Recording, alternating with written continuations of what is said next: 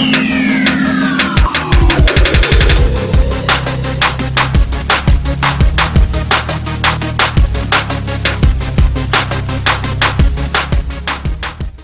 Friends and welcome to my channel be a computer expert. इस video में हम सीखने जा रहे हैं नोटपैड के ए टू जेड सारे ऑप्शंस। बट प्रैक्टिकल स्टार्ट करने से पहले हम जान लेते हैं कुछ खास और इम्पोर्टेंट बातें नोटपैड के बारे में, क्योंकि प्रैक्टिकल के साथ साथ थ्योरेटिकल नॉलेज भी होना बहुत ही जरूरी है। नंबर 1, नोटपैड एक टेक्स्ट एडिटर सॉफ्टवेयर है जिसमें आप कोई भी टेक्स्ट टाइप करके उसको नोट कर सकते हैं और बाद में फाइल में सेव कर सकते हैं। नंबर 2, नोटपैड एक SDI means single document interface है जिसके अंदर आप एक टाइम पर एक ही फाइल ओपन कर सकते हैं। अगर आपको दूसरी फाइल ओपन करनी है तो आपको अलग से नोटपैड की अदर विंडो ओपन करनी पड़ेगी, तब आप दूसरी फाइल ओपन कर सकते हैं। नंबर 3, नोटपैड विंडोज में प्री इंस्टॉल्ड होता है, इसलिए आपको इसको अलग से इंस्टॉल करने की जरूरत नहीं होती। नंबर 4, नोटपैड में आप टेक्स्ट टाइप करने के साथ साथ प्रोग्रामिंग और वेब डिजाइनिंग लैंग्वेजेस की कोडिंग भी कर सकते हैं, जैसे कि HTML, DHTML, CSS, जावा, जावास्क्रिप्ट एक्सेट्रा। नंबर 5, नोटपैड में कलर्स का ऑप्शन नहीं होता, इसका मतलब आप कलर से रिलेटेड कोई भी काम नोटपैड में नहीं कर सकते।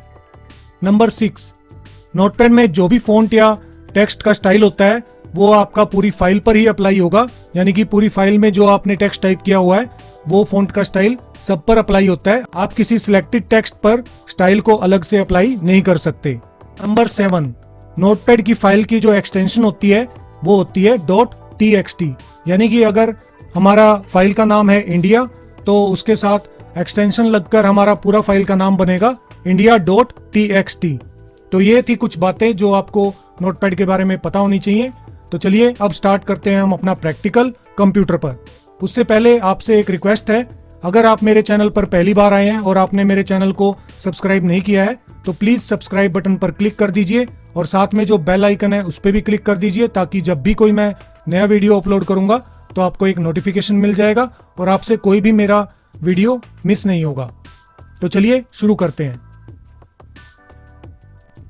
तो फ्रेंड्स, सबसे पहले ये जान लेते हैं कि नोटपैड को हम कैसे कैसे ओपन कर सकते हैं। नोटपैड को ओपन करने के 3 तरीके हैं।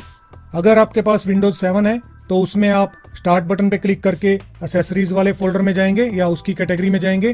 क्योंकि मेरे पास ये विंडोज 10 है तो इसमें नोटपैड स्टार्ट वाले बटन पे क्लिक करके और विंडोज एसेसरीज का जो फोल्डर होता है, यानी कि जो कैटेगरी होती है, उसके अंदर आपको नोटपैड का आइकन मिलेगा। जैसे कि आप देख सकते हैं यहाँ पर विंडोज एसेसरीज है और इस डाउन एरो पे मैंने क्लिक किया तो इसमें आपको यहाँ पर नोटपैड का आइकन दिख रहा है। तो जैसे ही हम नोटपैड के आइकन पे इस पे क्लिक करेंगे तो नोटपैड ओपन हो जाएगा। अगर इसकी स्क्रीन छोटी होती है तो आप यहाँ से मैक्सिमाइज वाले बटन पे क्लिक करके इसको बड़ा कर सकते हैं, या फिर दोबारा रिस्टोर वाले बटन पे इस पे क्लिक करके छोटा कर सकते हैं। उसके बाद दूसरा तरीका है नोटपैड को ओपन करने का। आप स्टार्ट पे क्लिक करके और डायरेक्टली कीबोर्ड में नोटपैड टाइप करेंगे तो ऊपर नोटपैड का आइकन आ जाएगा और फिर नोटपैड के इस आइकन पे क्लिक करके आप नोटपैड को ओपन कर सकते हैं। और नोटपैड को ओपन करने का तीसरा तरीका है, आपके कीबोर्ड में विंडोज और R बटन को प्रेस करना है तो आपके पास रन डायलॉग बॉक्स ओपन आ जाएगा। उसके बाद यहाँ पर आपको इस बॉक्स में टाइप करना है नोटपैड। नोटपैड टाइप करने के बाद आपको कीबोर्ड में एंटर प्रेस करना है या फिर ओके पे क्लिक करना है। तो जैसे ही आप ओके पे क्लिक करेंगे तो तब भी आपका नोटपैड ओपन हो जाएगा। तो ये 3 तरीके हैं नोटपैड को ओपन करने के। तो इसमें नोटपैड में मैं आपको एक दो बात और बता देता हूँ कि नोटपैड में कलर्स का ऑप्शन नहीं होता और इसके अंदर कोई टूल बार भी नहीं होता। इसके अंदर सिर्फ ऊपर ये आपको मेन्यू बार दिखेगा जिसमें कुछ कमांड्स हैं। तो सबसे पहले ऊपर टाइटल बार होता है जिसमें आपके मिनिमाइज, मैक्सिमाइज वाले, क्लोज वाले बटन है। और यहाँ पर अगर आप देखेंगे तो फाइल का नाम अनटाइटल्ड लिखा हुआ है, इसका मतलब अभी आपने फाइल को सेव नहीं किया तो इसका टाइटल नहीं है। और नोटपैड ये इसका टाइटल लिखा हुआ है। ये अनटाइटल्ड जो है ये फाइल का नाम होता है, जो भी आप फाइल सेव करेंगे उसका नाम यहाँ पर लिखा आ जाएगा। तो जैसे कि आप देख सकते हैं यहाँ पर कुछ मेन्यू है, फाइल, एडिट, फॉर्मेट, व्यू और हेल्प। इसमें हम पहले एडिट, फॉर्मेट, व्यू ये वाले मेन्यू करेंगे और फिर मैं आपको बताऊंगा फाइल से रिलेटेड जो कमांड्स हैं, क्योंकि जब हम कुछ इसमें टाइप कर लेंगे तभी हम फाइल से रिलेटेड कमांड्स कर पाएंगे। तो जैसे कि यहाँ पर मैं कुछ मैटर लिख देता हूँ जिस पर हम कुछ भी ऑप्शन अप्लाई करेंगे। फॉर एग्जाम्पल मैंने यहाँ पर लिख दिया this is notepad and it is a text editor software. तो मैंने यहाँ पर ये कुछ भी टाइप करके टेक्स्ट यहाँ पर लिख दिया। तो एडिट में सबसे पहला ऑप्शन है इसमें अंडू। अंडू का मतलब होता है बैक करना। तो आपको ये बात ध्यान रखनी है कि नोटपैड में सिर्फ एक बार ही बैक होता है। मान लीजिए आपने इस लाइन को सिलेक्ट करके और कीबोर्ड से डिलीट बटन प्रेस करके और डिलीट कर दिया, तो आप कीबोर्ड में कंट्रोल जेड प्रेस करके एक बार इसको वापस ला सकते हैं। अगर आप मान लीजिए पहले इसको सिलेक्ट करके डिलीट कर देते हैं, फिर उसके बाद मान लीजिए आपने इसको सिलेक्ट करके डिलीट कर दिया, तो तब भी आपका जो कंट्रोल जेड यानी कि अंडू वाली कमांड है वो एक बार चलेगी। अगर आप कंट्रोल जेड करेंगे तो वो एक बार वापस आ जाएगा, लेकिन जैसे ही आप इसको दोबारा कंट्रोल जेड करेंगे तो ये चला जाएगा, यानी कि इनेबल या डिसेबल। तो आप एक बार ही अंडू से बैक जा सकते हैं और इसकी शॉर्टकट होती है कंट्रोल जेड। उसके बाद है कट कॉपी पेस्ट।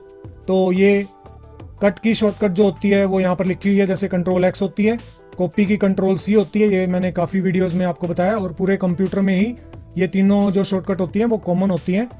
तो सभी सॉफ्टवेयर्स में control x, control c, control v सभी कट कॉपी पेस्ट के लिए चलेंगी। तो अगर आपको कभी याद ना रहे कि कट कॉपी पेस्ट की कमांड कौन सी है, यानी कि उसका शॉर्टकट क्या है, तो आप अपने कीबोर्ड में देख सकते हैं। कीबोर्ड में सबसे पहले एक्स लिखा होता है, उसके बाद सी लिखा होता है, उसके बाद वी लिखा होता है। तो कट कॉपी पेस्ट, तो एक्स का मतलब जैसे कि एक क्रॉस का साइन है, तो उससे आप याद रख सकते हैं कि कट की जो शॉर्टकट होती है कंट्रोल एक्स होती है, कॉपी की कंट्रोल सी और पेस्ट की कंट्रोल वी होती है। तो इन कमांड्स को हम कैसे करेंगे, अभी मैं फिलहाल इसको कंट्रोल जेड करके बैक कर रहा हूं ताकि पूरा टेक्स्ट आ जाए। मान लीजिए आपको ये वाली लाइन यहाँ से कट करके और नीचे सेकेंड लाइन में लिखनी है, तो उसके लिए आपको इसको सिलेक्ट करना पड़ेगा। और कट कॉपी पेस्ट करने के आप 3 तरीकों से कट कॉपी पेस्ट कर सकते हैं। सबसे पहला तरीका तो है आप मेन्यू में कट कॉपी पेस्ट पे क्लिक कर सकते हैं। दूसरा तरीका होता है कीबोर्ड में आप कंट्रोल एक्स या सी या वी प्रेस करके और उनसे परफॉर्म कर सकते हैं। और तीसरा तरीका होता है जब आप किसी टेक्स्ट को सिलेक्ट कर लेते हैं तो उस टेक्स्ट पे राइट क्लिक करना होता है। राइट क्लिक करने के बाद भी आपके पास कट कॉपी पेस्ट के ऑप्शन आ जाएंगे।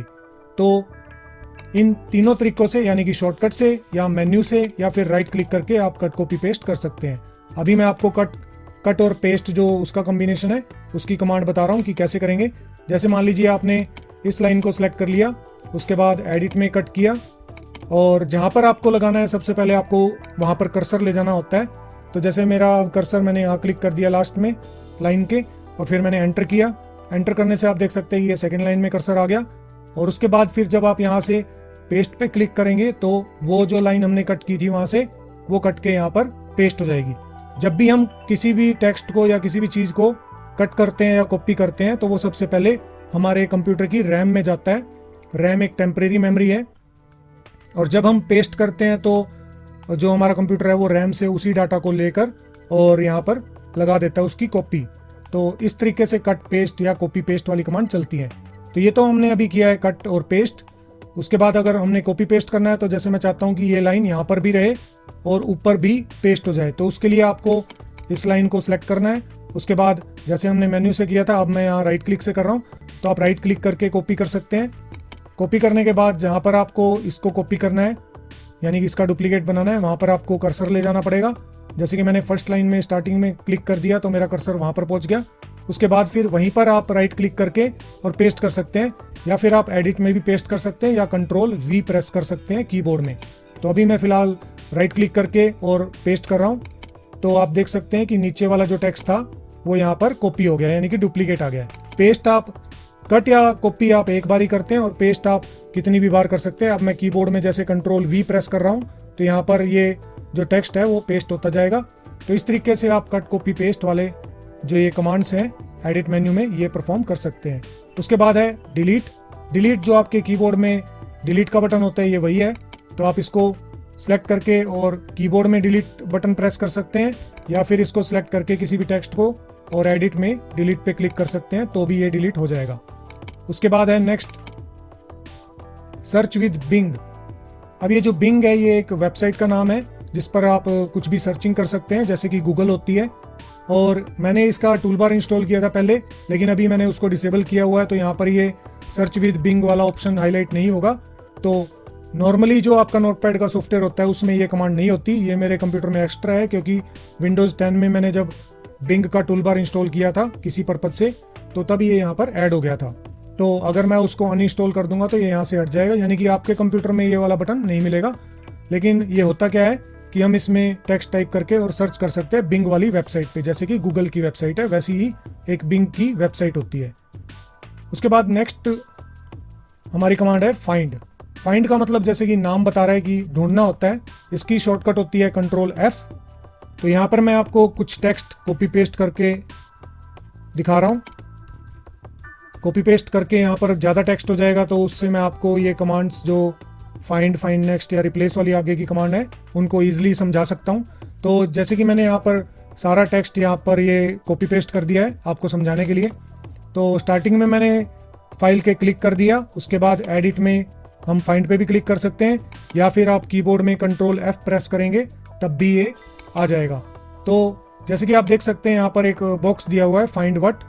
तो इसमें आप कोई भी जो भी टेक्स्ट फाइंड करना चाहते हैं इस फाइल में उसका नाम लिखेंगे। जैसे कि मुझे नोटपैड फाइंड करना है,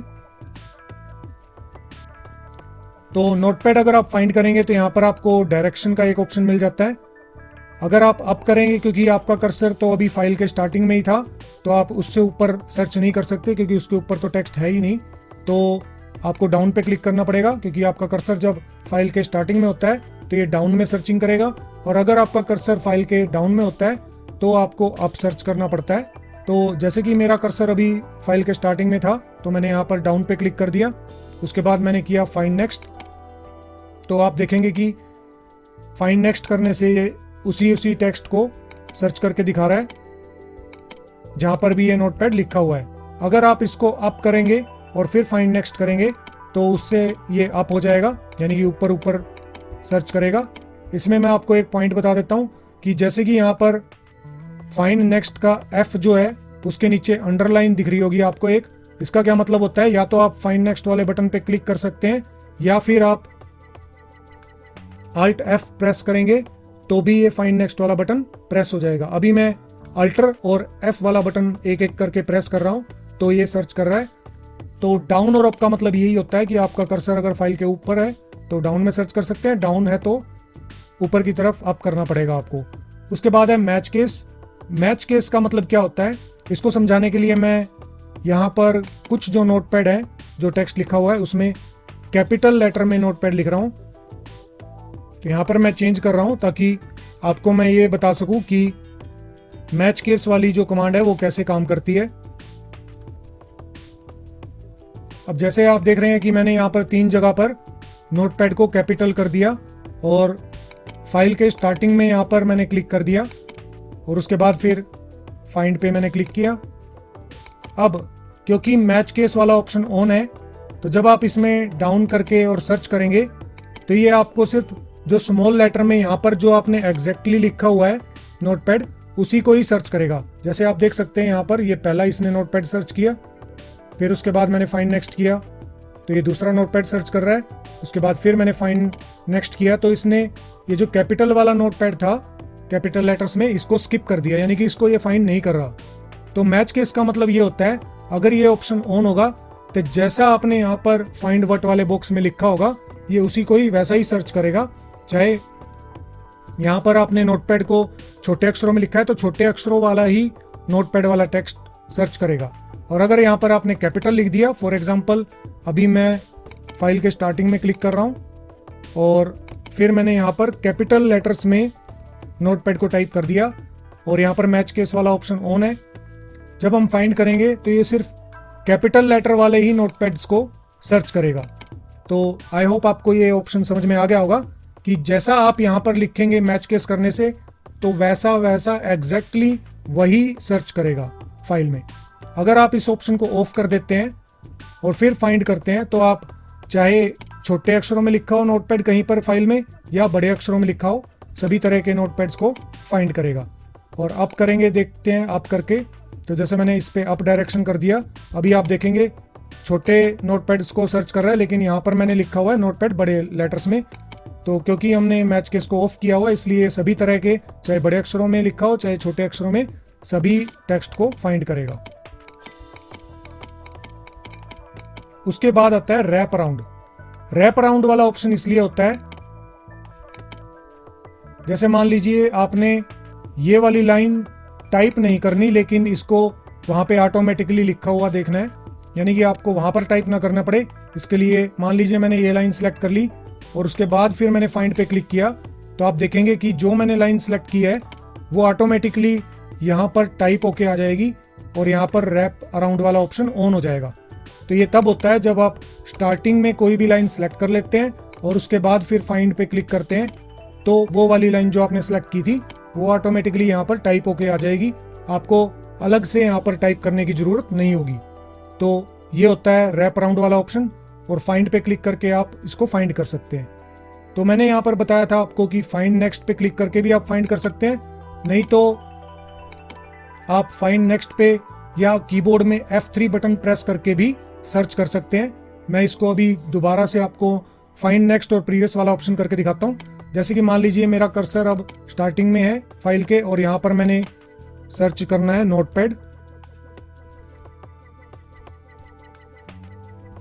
तो यहाँ पर मैंने नोटपैड टाइप कर दिया और फिर किया मैंने डाउन करके फाइंड नेक्स्ट, और फिर हम इसको कैंसिल कर देंगे फाइंड वाले डायलॉग बॉक्स को। अब अगर आप यहाँ से फाइंड नेक्स्ट पे क्लिक करेंगे तो ये आगे वाला नेक्स्ट जो नोटपैड लिखा होगा उसको सर्च करेगा। जैसे कि आप देख सकते हैं मैं फाइंड नेक्स्ट पे क्लिक कर रहा हूँ तो ये आगे आगे सर्च करता जा रहा है। अगर आप कीबोर्ड में F3 प्रेस करेंगे तब भी ये सर्च करेगा आगे आगे, और अगर आप फाइंड प्रीवियस करेंगे तो ये नीचे से ऊपर की तरफ सर्च करेगा। तो फाइंड नेक्स्ट में तो अप से डाउन की तरफ डायरेक्शन में सर्च करता है और फाइंड प्रीवियस से नीचे से ऊपर की तरफ। तो इसकी शॉर्टकट अगर आप कीबोर्ड में शिफ्ट और F3 बटन प्रेस करेंगे तो ये ऊपर की तरफ सर्च करेगा।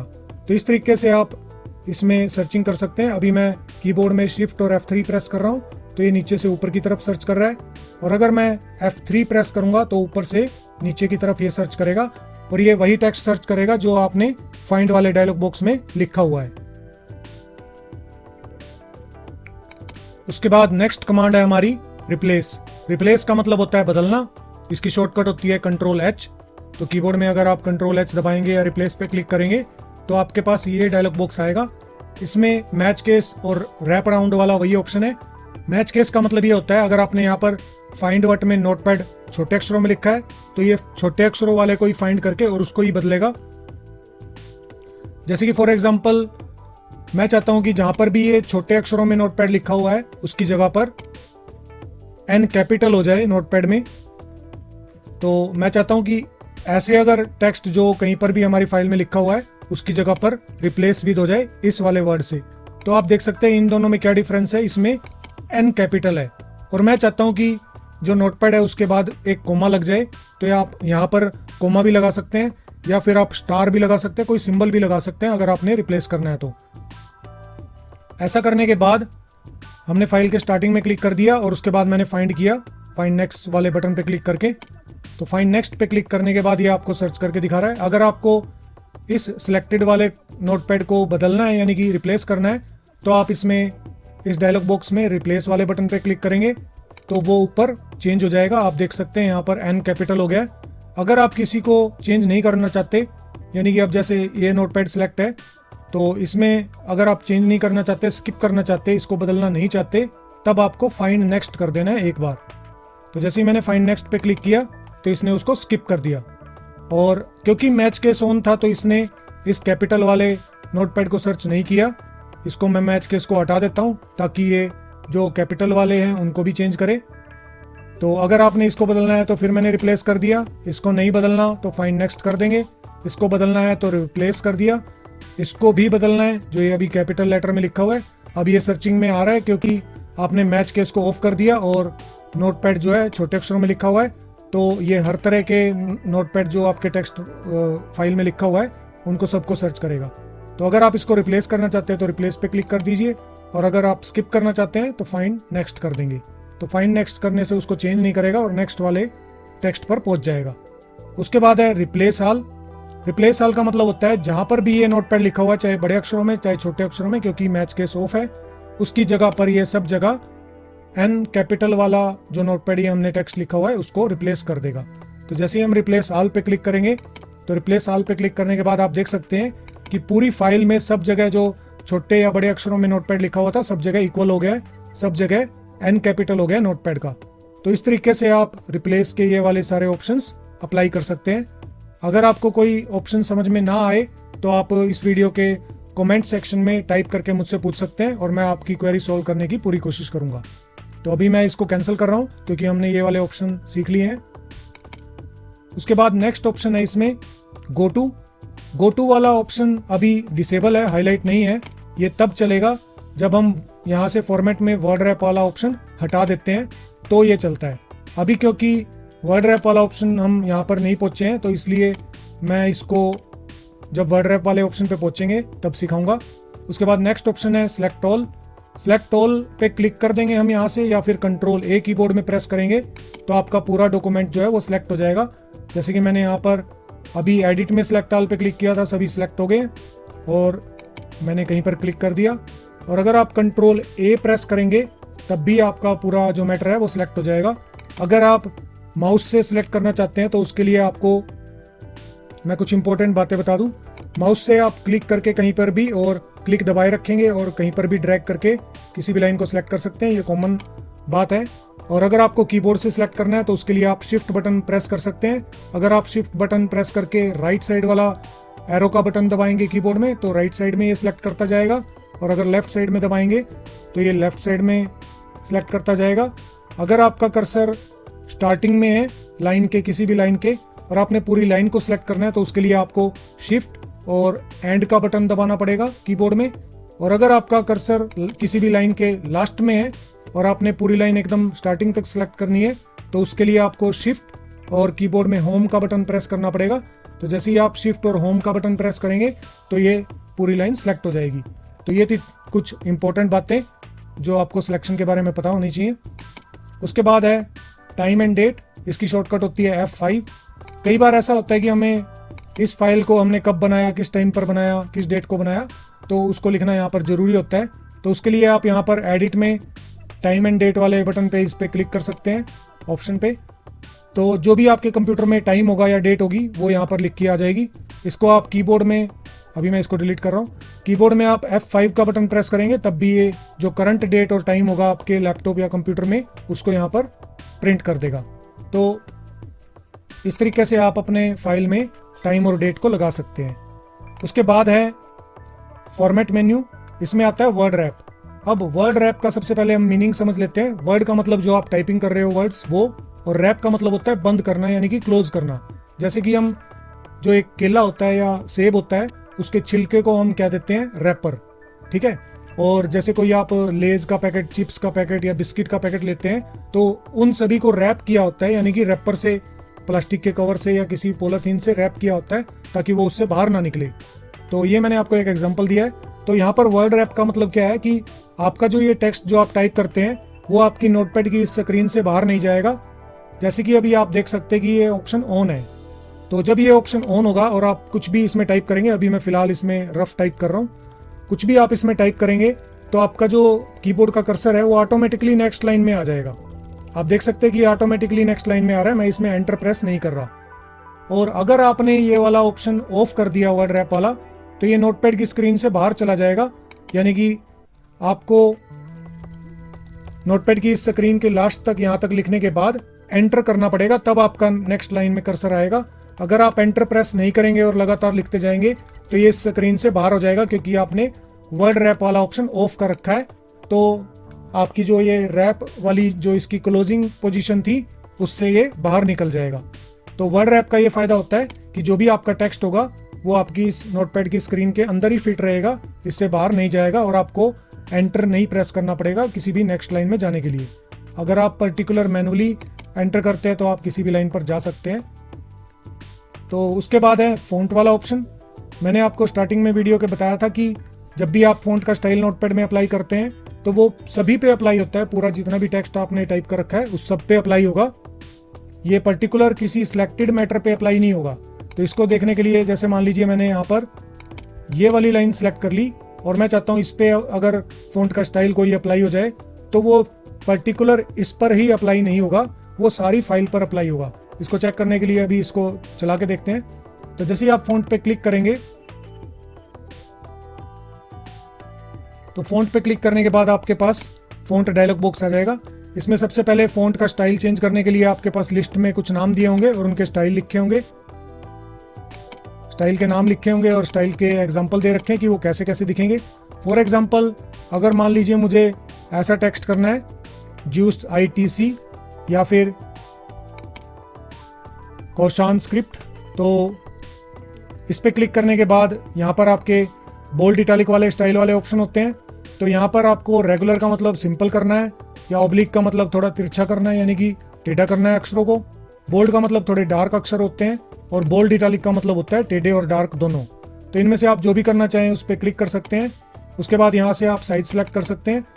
साइज कितना भी आप सेलेक्ट करेंगे तो वो अप्लाई हो जाएगा, जैसे आपको यहाँ पर नीचे प्रीव्यू में दिखा रहा है।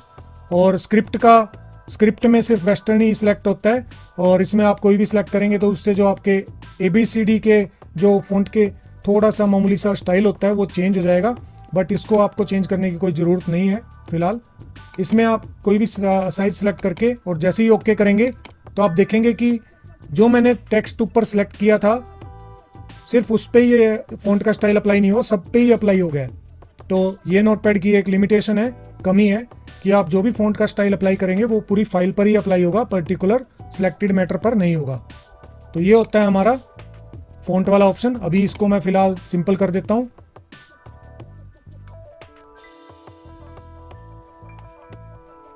सिंपल करने के लिए आप यहां पर फ़ॉन्ट वाले ऑप्शन में लिख सकते हैं कैलिब्री। तो कैलिब्री जो होता है वो हमारा सिंपल वाला फ़ॉन्ट होता है और इसमें मैंने रेगुलर कर दिया और फिर कर दिया ओके। तो आपका जितना भी टेक्स्ट है ये सिंपल हो जाएगा। तो जैसा भी आप स्टाइल करना चाहें फ़ॉन्ट वाले ऑप्शन से कर सकते हैं। तो जैसे मैंने आपको बताया था कि वर्ड रैप वाला ऑप्शन ऑन होता है तब आपका ये गो टू वाला ऑप्शन नहीं चलेगा। अभी मैं वर्ड रैप वाला ऑप्शन ऑफ कर रहा हूँ। ऑफ करने के बाद गो टू वाला ऑप्शन हाईलाइट हो गया। इसकी शॉर्टकट होती है Ctrl+G। तो अगर आप कीबोर्ड में Ctrl+G प्रेस करेंगे तो गो टू वाला ऑप्शन आ जाएगा। अभी आप देखेंगे तो मैंने लाइन के जो स्टार्टिंग में क्लिक कर दिया, जो पहली लाइन है जहाँ पर ये 5:49 PM लिखा हुआ है, तो ये 5 से पहले मैंने इसको क्लिक कर दिया है आपको समझाने के लिए। तो अभी हमारा कर्सर जो है लाइन के स्टार्टिंग में पहले लाइन पर है।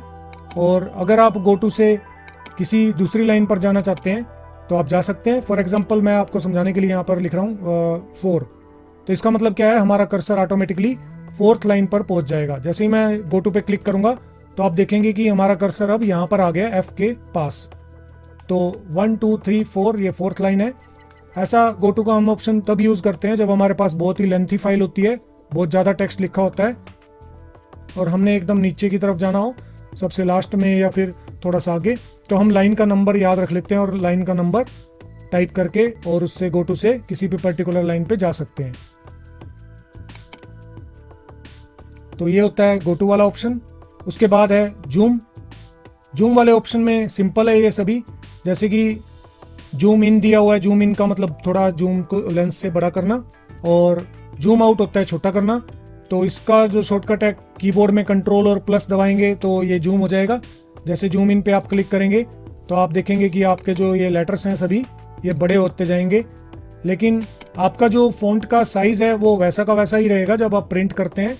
ये सिर्फ आपको जूम करके दिखा रहा है बड़ा देखने के लिए। और जूम आउट पे क्लिक करेंगे तो ये छोटा होता जाएगा। और अगर आप जूम Ctrl प्लस दबाकर जूम ज़्यादा कर देते हैं, फॉर एग्जांपल मैंने इसको जूम कर दिया ज़्यादा और उसको आपने नॉर्मल करना है, जैसे पहले नॉर्मल था, तो उसके लिए आपको रिस्टोर डिफ़ॉल्ट जूम पे क्लिक करना पड़ेगा या कीबोर्ड में Ctrl+0 प्रेस करना पड़ेगा। तो जैसे ही मैंने कीबोर्ड में Ctrl+0 प्रेस किया तो आप देख सकते हैं कि आपका जो टेक्स्ट है वो नॉर्मल हो गया है। तो इस तरीके से आप जूम वाले इन ऑप्शंस का यूज़ कर सकते हैं। उसके बाद है स्टेटस बार। स्टेटस बार क्या होता है, जो आपके डॉक्यूमेंट के बारे में कुछ स्टेटस दिखाता है। ये हमारा नोटपैड में सबसे लास्ट में नीचे यहाँ पर लाइन में होता है, जहाँ पर ये आपको दिखा रहा है कि 100% जूम है और कुछ और विंडोज़ से रिलेटेड डिटेल और फॉन्ट से रिलेटेड डिटेल बता रहा है। और यहाँ पर लिखा हुआ है एलन। एलन का मतलब होता है लाइन और कोल का मतलब होता है कॉलम। कॉलम का मतलब यानी कि लेटर और लाइन का मतलब जो आपकी रो है यानी कि लाइन है। तो मान लीजिए आपने यहाँ पर क्लिक कर दिया, जैसे मैंने यहाँ पर दिस से पहले क्लिक कर दिया, तो ये आपको दिखा देगा कि लाइन नंबर तो 3 है बट कॉलम नंबर 17 है, यानी कि जो ये अक्षर है टी वाला ये 17th पोजीशन पर है, लेकिन ये लाइन नंबर है 3। तो स्टेटस बार आपको ये दिखाता है। अगर आप स्टेटस बार को ऑफ कर देंगे तो ये नीचे नहीं आएगा, वो डिसअपियर हो जाएगा, और इसको अगर आप ऑन करेंगे तो वो आ जाएगा। तो स्टेटस बार का सिर्फ यही यूज़ होता है। उसके बाद हेल्प में जो भी मैंने आपको कमांड्स बताई हैं वो सारी हेल्प में आपके पास यहाँ दिख जाएंगी। जैसे ही आप व्यू हेल्प पे क्लिक करेंगे तो आपके पास एक स्क्रीन ओपन हो जाएगी जिसके अंदर आप माइक्रोसॉफ्ट वेबसाइट पर पहुंच जाएंगे और उसमें नोटपैड के बारे में आप पढ़ सकते हैं इंटरनेट पे। अभी मैं इसको क्लोज कर रहा हूँ क्योंकि जो मैंने आपको बातें बताई हैं वो सारी इसके अंदर थ्योरेटिकल लिखी होंगी, तो आप इसका यूज़ कर सकते हैं, नहीं तो आप इसको इग्नोर कर सकते हैं।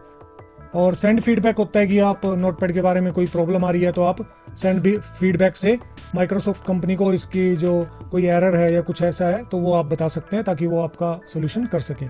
बट इसकी ज़रूरत नहीं होती क्योंकि नोटपैड एक छोटा सा सॉफ्टवेयर है और सिंपल सॉफ्टवेयर है, इसमें कभी भी कोई खास प्रॉब्लम नहीं आती। अबाउट नोटपैड पे जब आप क्लिक करेंगे तो आपके पास एक स्क्रीन आ जाएगी। इसमें नोटपैड के वर्जन के बारे में और विंडोज़ के वर्जन के बारे में लिखा होगा। तो ये भी सिर्फ वैसे एक लाइसेंस की फाइल होती है, छोटा सा इंफॉर्मेशन बॉक्स होता है, इसको आप ओके कर सकते हैं, इसका कोई खास यूज़ नहीं है।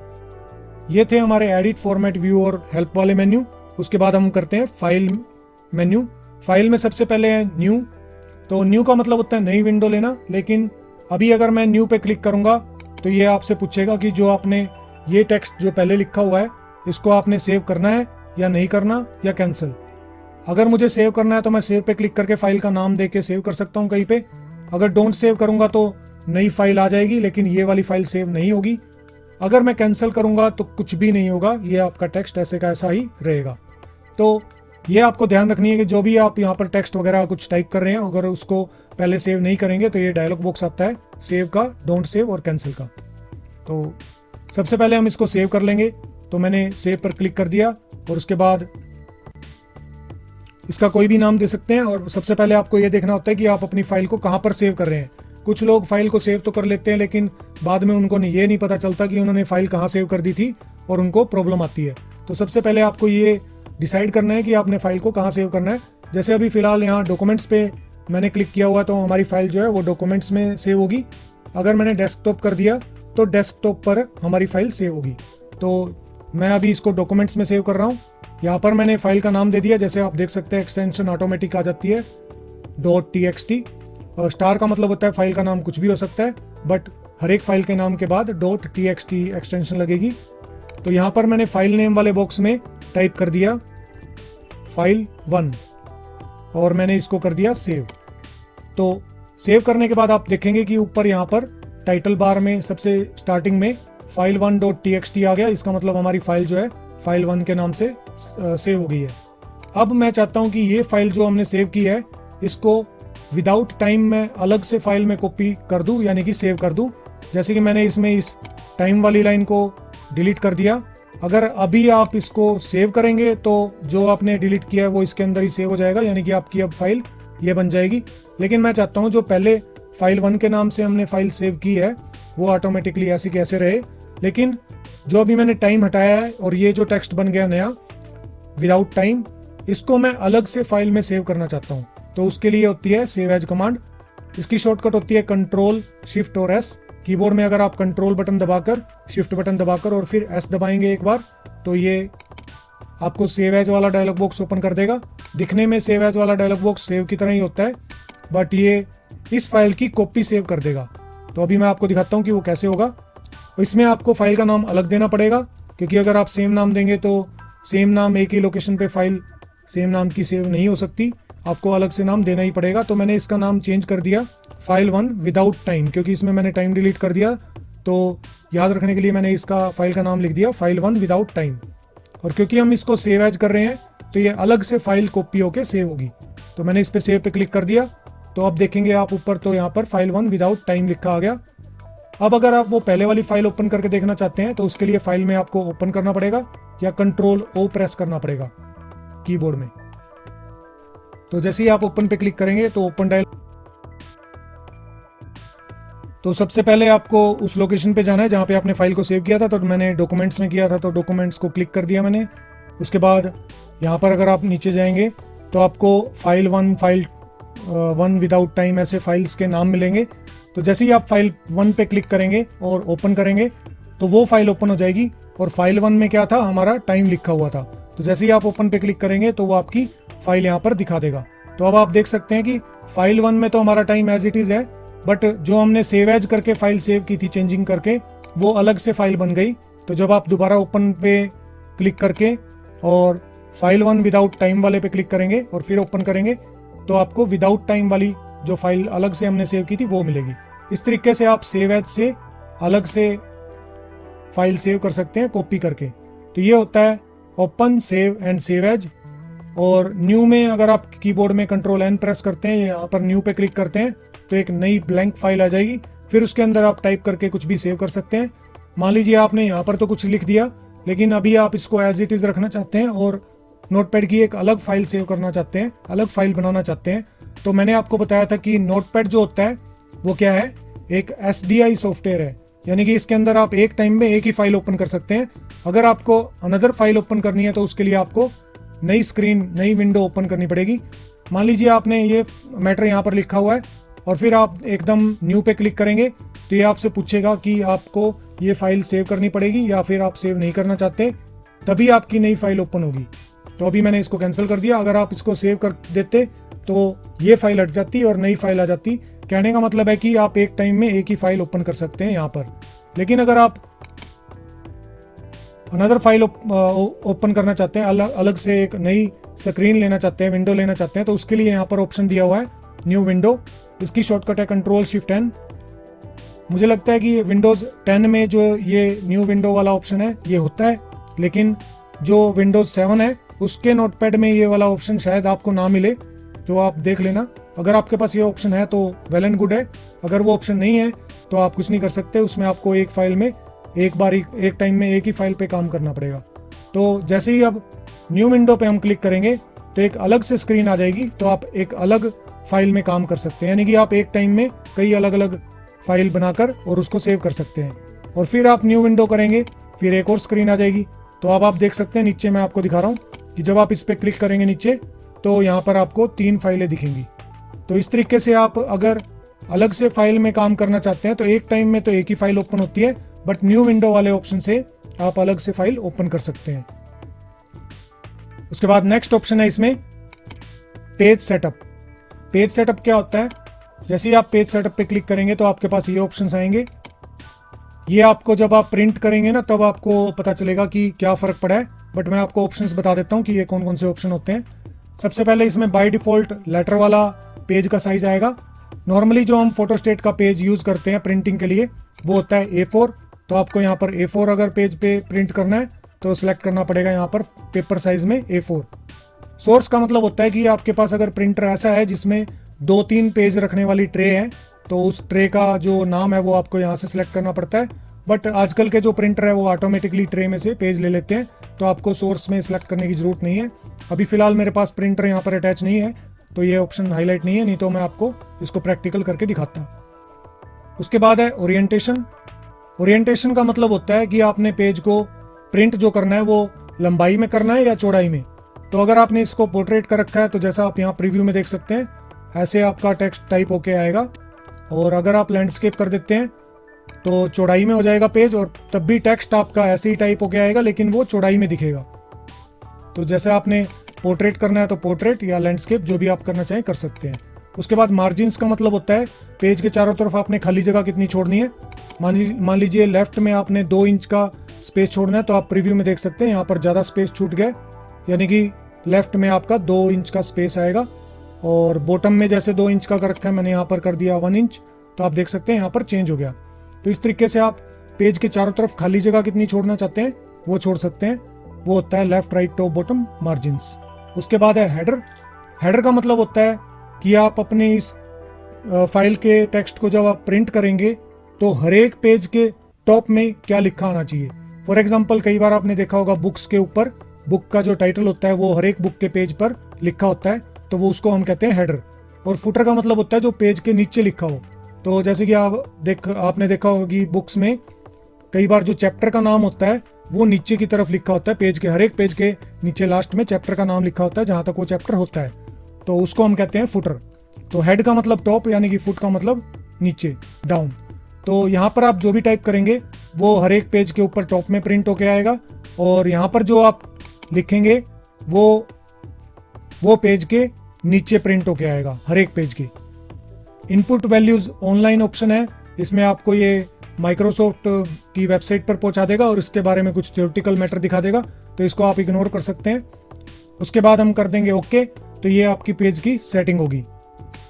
और उसके बाद जब आप यहाँ से प्रिंट पे क्लिक करते हैं, तो अगर आपके कंप्यूटर में प्रिंटर अटैच है, तो जो प्रिंटर आपने अटैच कर रखा है या जिससे आप प्रिंट निकालना चाहते हैं, सबसे पहले आपको जैसे ऊपर दिखा रहा है सिलेक्ट प्रिंटर, तो किसी भी प्रिंटर के नाम पे क्लिक करना पड़ेगा जिससे आपने प्रिंट निकालना है, और वो प्रिंटर ऑन होना चाहिए और आपके लैपटॉप या कंप्यूटर से अटैच होना चाहिए। उसके बाद आपको नंबर ऑफ कॉपीज सेट करनी है। प्रिंटिंग पे मैं अलग से एक ट्यूटोरियल बनाऊंगा आने वाले वीडियोस में, जिससे आपको प्रिंटिंग की सारे जितने भी ऑप्शंस हैं वो सारे A to Z practical printer पे कैसे प्रिंट करेंगे वो बताऊंगा। अभी फिलहाल मैं आपको इसमें थ्योरेटिकल करके दिखा रहा हूँ, क्योंकि प्रैक्टिकल इसमें नहीं कर पाएंगे, प्रिंटर अटैच नहीं है। तो वैसे मैं आपको बता दूं कि प्रिंटर ऊपर से सिलेक्ट करते हैं, उसके बाद नंबर ऑफ कॉपीज होता है कि आपने अपनी फाइल में जितने भी पेज हैं उनकी कितनी कॉपीज प्रिंट करनी है। फॉर एग्जांपल मुझे 2 कॉपी प्रिंट करनी है, तो मैंने कर दिया 2। मान लीजिए हमारे फाइल में 3 पेज हैं और मुझे 2 कॉपी प्रिंट करनी है, और यहाँ पर कोलेट वाला ऑप्शन है। अगर कोलेट वाला ऑप्शन ऑफ है तो आपका प्रिंटिंग का जो ऑर्डर है, यानी कि प्रिंटिंग जो होगी वो इस तरह से होगी, पहला पेज 2 बार निकल जाएगा, फिर उसके बाद दूसरा पेज 2 बार निकलेगा, और फिर तीसरा पेज 2 बार निकलेगा। इस तरीके से आपके 3 पेजेस वाली फाइल 2 बार निकल जाएगी, यानी कि उसकी कॉपीज जो है वो 2 बार प्रिंट होंगी। अगर आपने कोलेट वाला ऑप्शन ऑन कर दिया, ये अभी हाईलाइट इसलिए नहीं है क्योंकि प्रिंटर नहीं लगा रखा, बट इसको अगर आप ऑप्शन को ऑन करेंगे तो उसके बाद प्रिंटिंग कैसे होगी, उसके बाद प्रिंटिंग होगी, पहले 1 पेज प्रिंट करेगा, फिर 2, फिर 3, उसके बाद 1 दूसरी बार प्रिंट करेगा, 2 दूसरी बार प्रिंट करेगा और 3 दूसरी बार। तो इसमें आपके ओवरऑल 6 पेज ही प्रिंट होंगे, यानी कि आपके पास 3 पेज हैं और 2 कॉपी आप निकाल रहे हैं। तो चाहे आप कोलेट को ऑन करें या ऑफ करें, तो उसमें प्रिंटिंग तो आपकी 6 पेजेस की होगी, लेकिन उसका जो ऑर्डर है प्रिंटिंग का वो अलग हो जाएगा। उसके बाद है यहाँ पर पेज रेंज। पेज रेंज का मतलब होता है आपको कौन कौन सा पेज प्रिंट निकालना है। अगर आपने ऑल पे क्लिक किया हुआ है तो सारे पेज प्रिंट आउट निकलेंगे। अगर आपने सिलेक्शन किया हुआ है तो जो आपने लाइन सेलेक्ट कर रखी होगी या जो टेक्स्ट आपने इस फाइल में सेलेक्ट किया होगा, सिर्फ उसी टेक्स्ट को ही प्रिंटर प्रिंट करेगा। पेजेस में जो आपके सामने ये पेजेस के आगे बॉक्स दिया हुआ है, इसमें आपको पेज के नंबर टाइप करने पड़ते हैं कि आपने किस किस पेज को प्रिंट करना है या कहाँ से कहाँ तक पेज को प्रिंट करना है। तो फॉर एग्जांपल अगर आपने 5वां, 8वां और 13वां पेज प्रिंट निकालना है तो 5,8,13 ऐसे आपको इस बॉक्स में लिखना पड़ेगा। अगर आप मान लीजिए 10 से 15 तक पूरे पेज प्रिंट निकालना चाहते हैं तो अब आप इसके अंदर लिखेंगे 10-15, यानी कि 10-15। अगर आप मिक्सअप निकालना चाहते हैं प्रिंट आउट, तब आपको यहाँ पर लिखना पड़ेगा, जैसे मान लीजिए आपने 3रा, 5वां और 8वां पेज प्रिंट निकालना है, उसके बाद 10 से लेके 15 तक पेज प्रिंट निकालने हैं, तो उसके लिए आपको यहाँ पर लिखना पड़ेगा 3,5,8,10-15। तो इस तरीके से आप अगर लिखेंगे तो आपके वो ही पेज प्रिंट निकलेंगे जो आपने यहाँ पर टाइप किए हैं। करंट पेज का मतलब होता है जिस पेज पर आपके नोटपैड में क्लिक कर रखा होगा, यानी कि कर्सर होगा, उसी करंट पेज को ही प्रिंट निकालेगा। तो अगर आपके पास 5 पेज आपने टाइप कर रखे हैं और उसमें आपने तीसरे पेज पे क्लिक कर रखा है, तो करंट पेज करने से तीसरा पेज ही प्रिंट निकलेगा। तो ये सारे ऑप्शंस होते हैं हमारे प्रिंटर से रिलेटेड। यहाँ पर हमारा कई बार प्रिंटर डिटेक्ट नहीं होता तो हम फाइंड प्रिंटर में जाकर उसको डिटेक्ट कर सकते हैं। ये मैं आपको आने वाले वीडियोस में बताऊंगा प्रैक्टिकल करके प्रिंटर के साथ। प्रेफरेंसेस में आप ब्लैक एंड वाइट सेट कर सकते हैं, अपने प्रिंटर की क्वालिटी सेट कर सकते हैं, ये वाले ऑप्शंस होते हैं। इसको अभी मैं यहाँ पर स्किप कर रहा हूँ। तो इस तरह के ये ऑप्शंस होते हैं प्रिंटिंग में। और जैसे ही आप अप्लाई करके और फिर प्रिंट करेंगे तो आपके डॉक्यूमेंट में जो भी इसमें नोटपैड के टेक्स्ट वाली फाइल में कुछ भी टाइप कर रखा होगा तो इस सेटिंग के थ्रू वो प्रिंट हो जाएगा। उसके बाद लास्ट में ऑप्शन है हमारा एग्जिट। एग्जिट से आप इसको नोटपैड को बंद कर सकते हैं, या फिर इसकी शॉर्टकट होती है कीबोर्ड में अल्टर और F4। अल्टर और F4 करके आप जब इसको क्लोज करने की कोशिश करेंगे तो आप देखेंगे कि ऐसा ये कॉमन जो डायलॉग बॉक्स है वो आ जाएगा। इसमें आपसे ये पूछ रहा है कि जो आपने ये मैटर लिखा है इसको सेव करना है या नहीं करना या कैंसिल। क्योंकि आपने अभी इसको नोटपैड को क्लोज किया है, तो अगर आप कैंसिल करेंगे तो कुछ नहीं होगा, बट अगर आप इसको क्लोज करके और फिर सेव पे क्लिक करेंगे तो आप फाइल का नाम देके सेव कर सकते हैं और नोटपैड बंद हो जाएगा। और अगर आप डोंट सेव करेंगे तो ये नोटपैड बंद करने की कमांड को चला देगा, लेकिन इसको फाइल को जो आपने मैटर लिखा हुआ है इसको सेव नहीं करेगा। तो इस तरीके से आपका ये नोटपैड पूरा कंप्लीट होता है। आई होप आपको सारे A to Z जितने भी मैंने ऑप्शंस बताए हैं वो सारे समझ में आ गए होंगे। अगर आपको फिर भी कोई ऑप्शन समझ में नहीं आता तो आप इसको क्वेरी को टाइप कर सकते हैं मेरे जो इस वीडियो के नीचे कमेंट बॉक्स है उसमें, और फिर मैं आपकी उस क्वेरी को सॉल्व करने की पूरी कोशिश करूंगा। तो आज के वीडियो में बस इतना ही। मिलते हैं नेक्स्ट वीडियो में एक नई नॉलेज के साथ, एक नई टॉपिक के साथ। तब तक आप अपना ख्याल रखिए और स्वस्थ रहिए। जय हिंद, जय भारत।